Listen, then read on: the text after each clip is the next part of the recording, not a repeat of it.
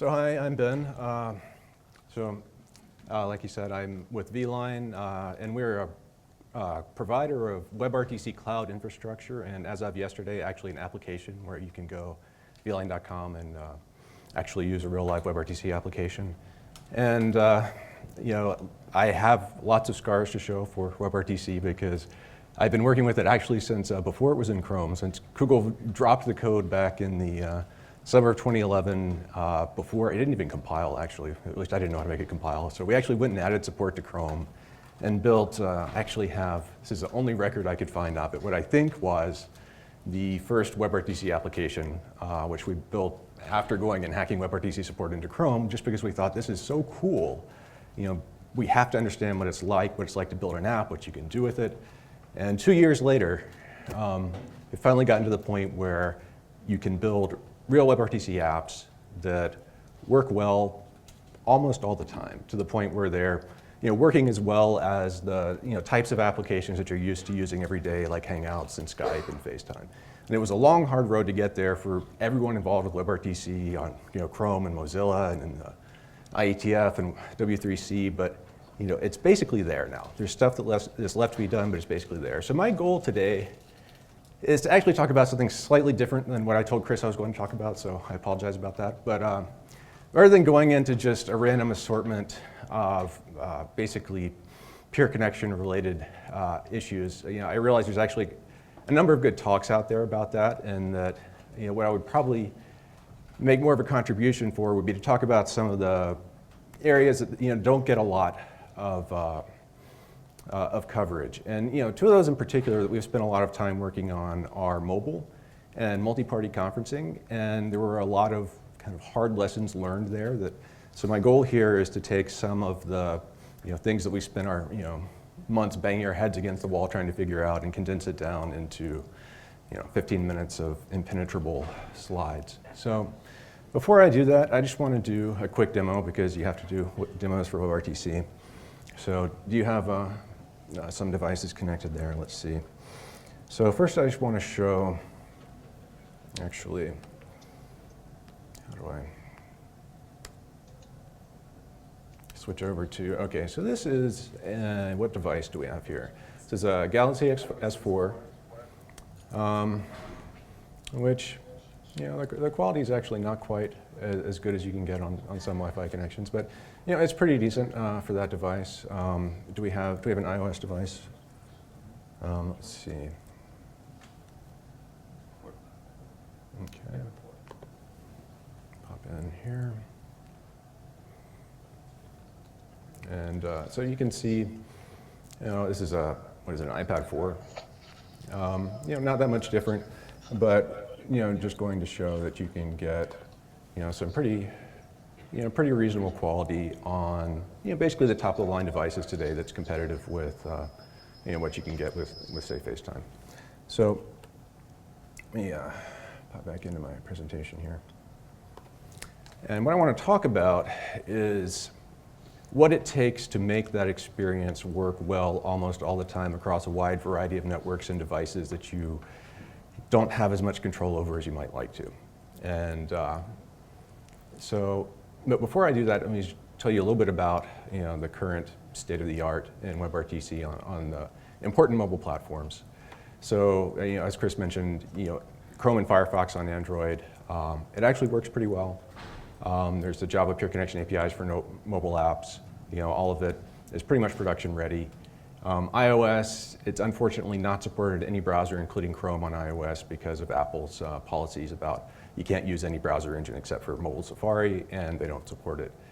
We hope they will someday, but they haven't announced anything along those lines. So Google has some Objective-C APIs that you can use to embed the WebRTC engine directly into your own application.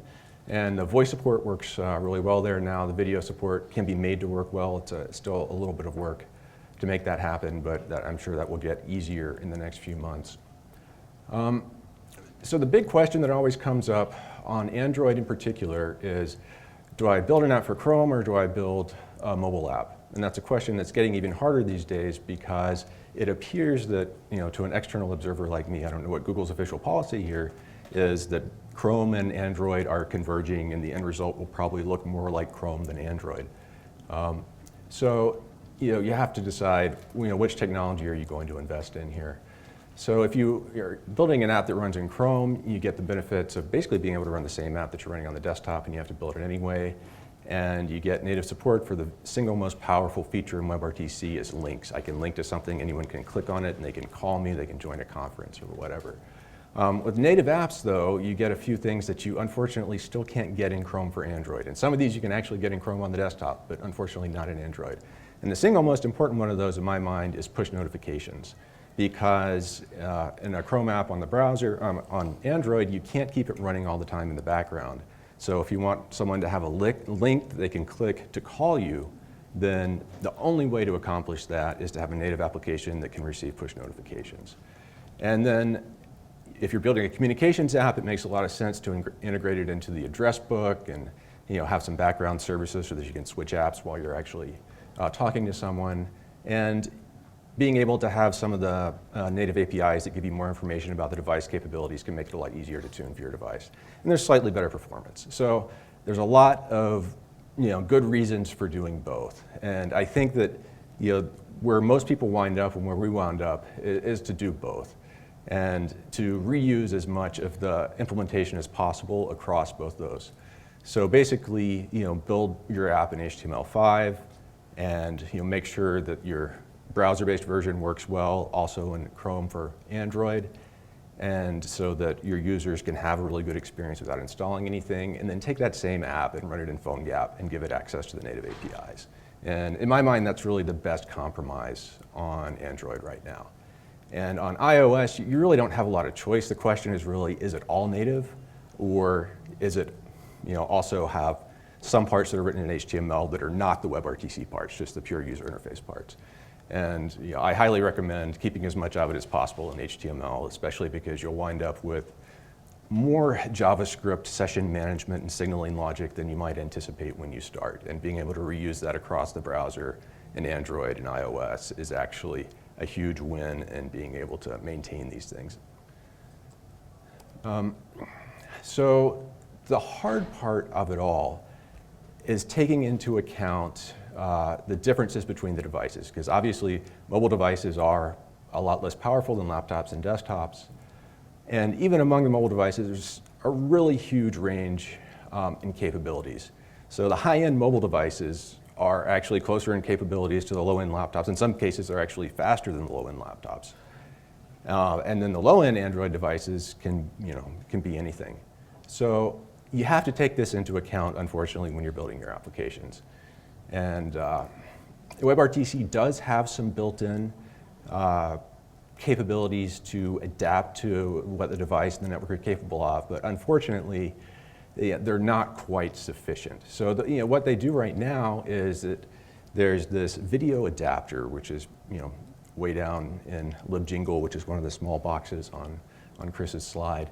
And its job is to see how much CPU the device is currently using and reduce the resolution and the frame rate potentially if the CPU is being overloaded. And then that handles slowing down decreasing the resources used by the encoder. And then you have a remote bitrate estimator whose job is to figure out if the other side is sending at too high a rate, and they are limited either by the network or by the decoder's ability to keep up. And there are unfortunately a couple problems with this. One is that both of these methods only really kick in after there are visible degradation in quality, and obviously you want to avoid that if you possibly can. And the other is that because you have the encoder and decoder competing for limited resources, the results can be kind of unpredictable. And really one of them can win. And on one call, you'll have really good upstream quality. On another call, you'll have crappy upstream quality and really great downstream quality.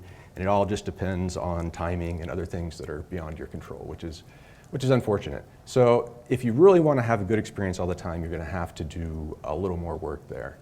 And the way that you know that you're basically, you've hit one of these conditions is if you see that you have a device that's actually a pretty powerful device on a good network, and the video is being sent at a constant rate of around 50 kilobits a second. It's a magic number. It's the minimum encoding rate for the VP8 encoder. And if you see that, then you know that you have a little bit of work to do. So the unfortunate reality is that you're actually going to have to impose the limits on the frame rate and the resolution and the bit rate because the built-in support isn't quite yet tuned well enough to do that.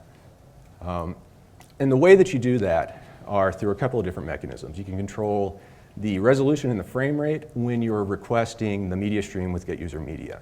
So there's media constraints objects that get passed in, and you can pass max width, height, frame rate. And then for controlling the maximum bit rate, you have to actually, very important thing when you're doing this is that if you're actually changing any of these parameters, you need to stop the old stream before you go get a new one, or else the new constraints will not be applied. This is a bug in Chrome. So be aware of that. And unfortunately, one of the things that you'll learn as you dig deeper and deeper into WebRTC is that one of the main APIs is one of the things that Chris mentioned is something you don't have to worry about. But unfortunately, in many cases you do, and that is the SDP. And that is a big chunk of text which is generated by the peer connection, and you're supposed to just hand it off to the other side, and they pass it to their peer connection, and everything magically happens. It turns out that there's a number of different cases, and this is just one of them, where you need to go in and do a little bit of massaging. Because this is actually the only API you have to influence some of the parameters. And in this particular case, if you want to limit the bit rate, because the WebRTC will happily use up as much bandwidth as you give it, and regardless of whether the other side, whether it's a good trade-off. It might send at 2 megabits, and as a result, force the encoder down to 200 kilobits, when you really would have rather put a limit on it yourself. So if you want to put a limit on it, there's this special FMTP parameter, x Google max bitrate, that you can add to your SDP. And this other magic parameter, which is really the only other knob that you get to influence what the encoder is going to do, which is the max quantization. And it's kind of a hard thing to explain, except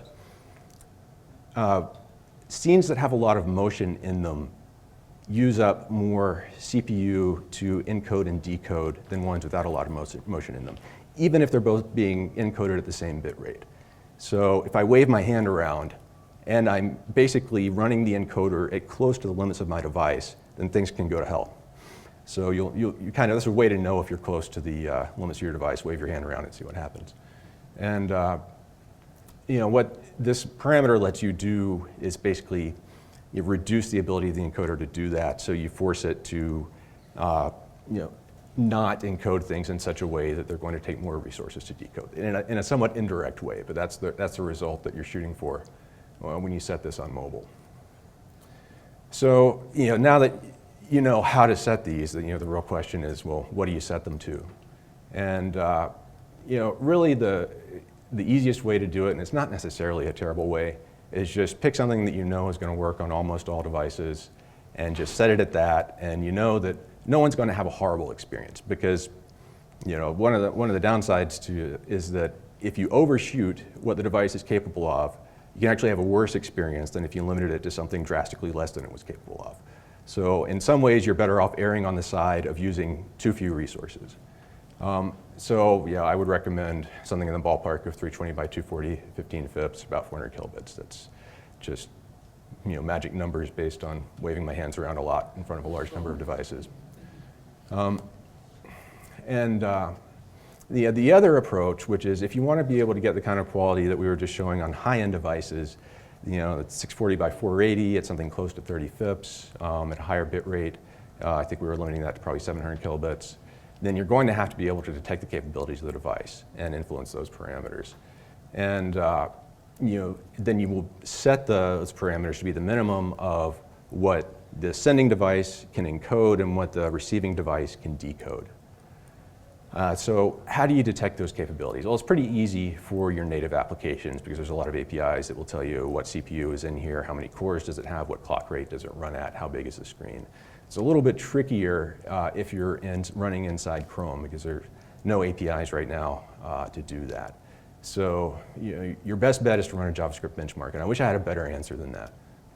But this is web development, and we're used to doing crazy things to make browsers do what we want them to do, and this is just another one of them. So, find some sort of numerically intensive benchmark, run it in a web worker once to give you basically, figure out what one core can do, run it in 4 workers in parallel, and then you can infer basically the clock rate and the number of cores roughly, a very indirect way. And yes, last but not least, never encode at a higher bit rate than the resolution of the receiving device, because you can use that processing power and bandwidth better in other ways. And of course, once you figure all this out, you're going to have a mechanism for signaling it. So that's kind of, I'll leave that up to the reader, because signaling is something that you kind of have to figure out either way.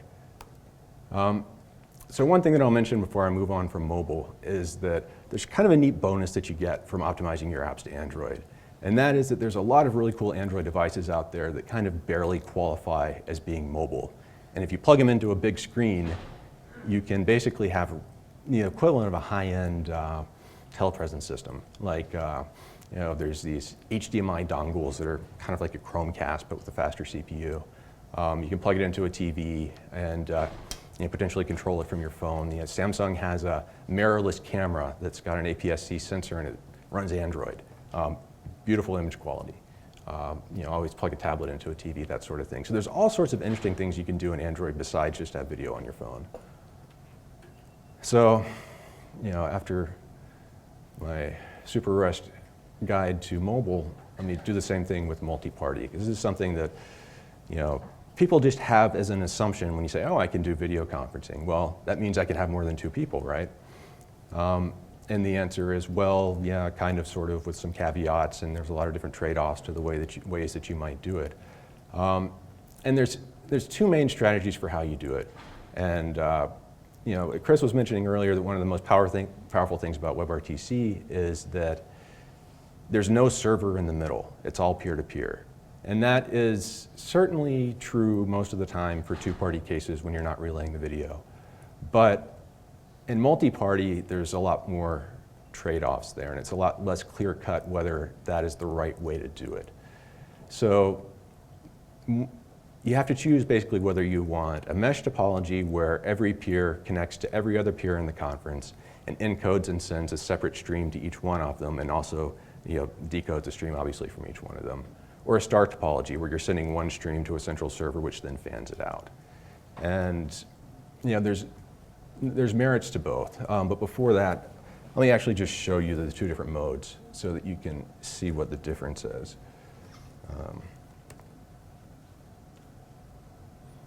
Let's see, what room are we in? 3?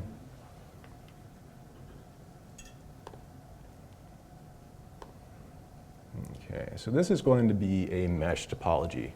And this is Jim and Prakash sitting back in the office, Jesse sitting here in the front of the room. Hey guys.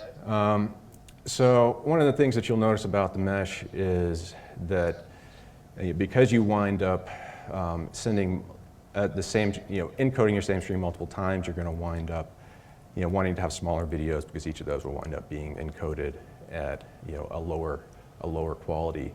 But this is, it works pretty well for up to probably 3 or 4 participants on your typical desktop machine, and it's pretty easy to set up. So let's hop over to the star topology conferencing. Let's see.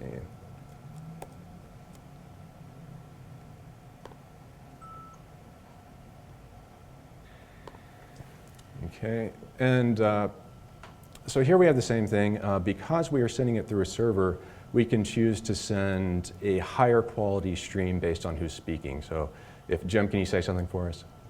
Hey guys. So when he speaks, you'll switch over to him. If Prakash says something, then it should cut back. Hey guys, how's it going? And so you're not receiving a high quality stream from everyone, and you're only sending one stream to the server. So thanks, guys. Right. And you can think of it as the difference between Hangout style and something like, are we running low on time? Yeah, can I ask a question? I was wondering, what is the latency for the star, for the mesh topology? Like, if you have like a real-time conference without much latency? So the latency is not really related to which one you choose, except that, mesh can potentially be lower latency, because if everyone happens to be sitting on the same LAN, you can have practically 0 latency. Oh, wow.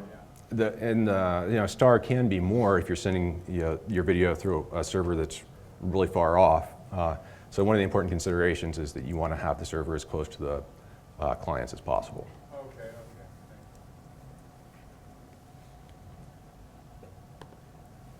Sorry. Yeah, could one of the participants be the hub of the star? Well, potentially with the new feature that Chris was mentioning where you can add a remote stream as one of the inputs to a peer connection. Because of the way that it works, it's actually going to be re-encoding each of those streams, and it doesn't scale very well. But it can be done.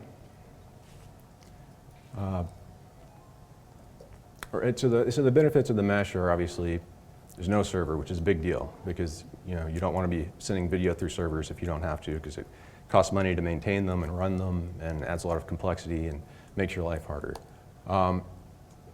There's a more complex session management, especially when you deal with all the multiple device capability stuff that we're talking about. But it's not really something that you can't overcome with more JavaScript. The bigger limitation is it's hard to scale it to more than about 4 participants because that's roughly the limit of how many streams you can simultaneously encode on most laptops before you start having problems. But the main problem with it is that it doesn't really work very well on mobile because most mobile devices struggle to encode a stream once, much less 3 or 4 times. With the only scaling to 4 participants, is that mostly just with video? If you're doing like a data channel instead? Would you Yeah, absolutely. You can do a lot more with data, and that's not a hard limit. That's just kind of a rule of thumb. So, with the pros, on the star side are, it's a lot less load on the network because you're only sending one upstream video. And since most network connections these days are still asymmetrical, where you have more downstream bandwidth than upstream, it's a scarce resource. You don't want to overuse it because you might be able to send one upstream HD stream, but you might not be able to send 2. And it winds up being higher quality on low-end devices because just they're able to encode one stream reasonably well, but encoding 3 or 4 can be a lot harder. And potentially you can have an unlimited number of participants. And there's a lot of other extra functionality you can do on a server once it's getting the media, like do recording or speaker detection or streaming to a much larger number of participants potentially. The downsides are that you're running servers, as came up a minute ago, it's very latency sensitive. So if you have users in Asia and your servers are in North America, then they're going to have a bad experience. So if you want people around the world to have a good experience, you're going to need to run servers around the world. It can get very expensive very quickly. And it can actually be worse quality for some people. If you do a lot of conferences on the same LAN within the same company, then it doesn't really make a lot of sense to send your video through a server out there on the internet. Yes? vLine, do you have your own servers, or are you using AWS? We are using AWS, which I highly recommend. I was going to have a separate section on that, but I'll just give you my one quick pointer on running on AWS. It's great. Run large instances are higher, so you have a dedicated NIC. So that's, people also often say, well, AWS isn't great for real time because there's unpredictability in the network. That's very true on the smaller instances, and on the large instances it's not. So we actually run in all 8 regions around the world, which is wonderful thing about AWS. It's not really that hard to do that. So what is the server in the middle actually doing? Step back. The server in the middle. This concept has been around for a long time in kind of the legacy video conferencing telepresence systems. Usually call it an MCU. Some people call it a media router. Some systems have both. Some systems just have one. So you send it up there, it fans it out. So how it's actually working is there's a few different strategies.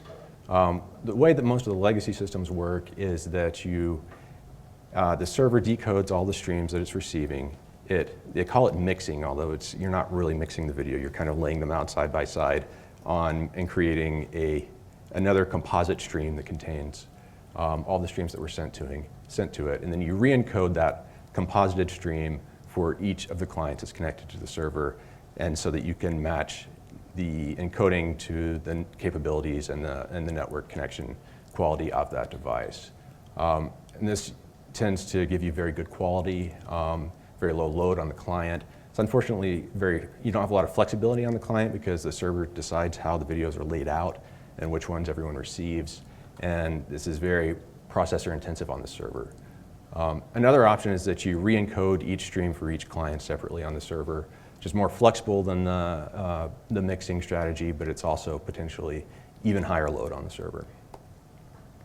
Yeah, another approach is that you actually don't decode any of the video on the server. You just restrict the bandwidth of all the different clients to not send at a higher rate than any client can receive at. So you find the client with the worst network connection and you send it at a rate that it can receive and you just forward the video to everyone. Which, the great benefit of that is very low load, but it's potentially very poor quality if someone happens to be on a very low-end device or on a bad network.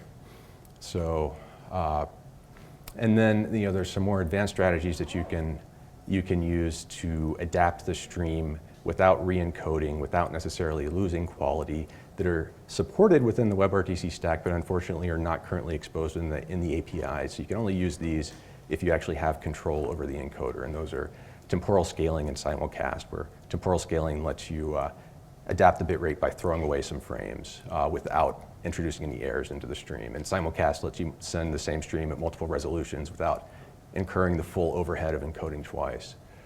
And the result that really probably makes the most sense for WebRTC is something along the lines of what Google does with Hangouts. And that is that you send 2 streams to the server. When I say what Google does with Hangouts, I mean with the new version that's based on VP8 and will soon support WebRTC, not necessarily what they're doing with the older version, which uses a slightly different approach. So you can send 2 streams to the server, and for small differences in the network capabilities of clients, you just, if I have one client that can receive at 1.2 megabits and one at 1.3, you just force it to 1.2. You don't have to decode, you don't have to re-encode. Everyone's happy. They can't tell the difference. If it's a big difference, then you selectively re-encode, and you use some of these strategies like temporal layering to adapt further for additional clients. So, and that winds up being the way that maximizes the kind of trade-off between cost and quality. So just a few other quick points on just considerations on the UI front when you're building WebRTC applications. This is probably pretty obvious, but you don't necessarily see every application out there making the video as big as they possibly can. It's something that most of the demos do, but in real applications sometimes you'll say, oh, I want a header and I want a footer and I want to squeeze this sidebar in. But the quality of the experience is more or less proportional to the size of the video, assuming it's high quality video. And there's a visceral difference between the kind of connection you feel with the other party if their video at least uses the full window and and hopefully full screen. Put a full screen button in there and encourage them to get into full screen if you can. And HD takes it up a whole nother level. It's something that people think, I don't need HD. What difference does it really make? It's something that you don't think it makes a difference until you do it, and you're sitting 2 feet away from a screen with 720p, 30 frames per second video, and that's when you cross the threshold from video chat to telepresence, where it's really can be a substitute for being there in person.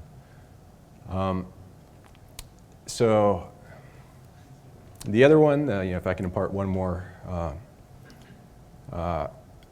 pearl of wisdom here, is that no one ever notices the little bar at the top that asks whether the Chrome can use your microphone and camera. That's kind of one of the most annoying things, and that almost every WebRTC app winds up with a solution that we call this our big green arrow. So I encourage you to make it modal so they can't get away from it. They have no choice but to make a decision there. And seriously, you have to do that or else they won't find it. But do be aware that even in Chrome, the position of the buttons varies from platform to platform.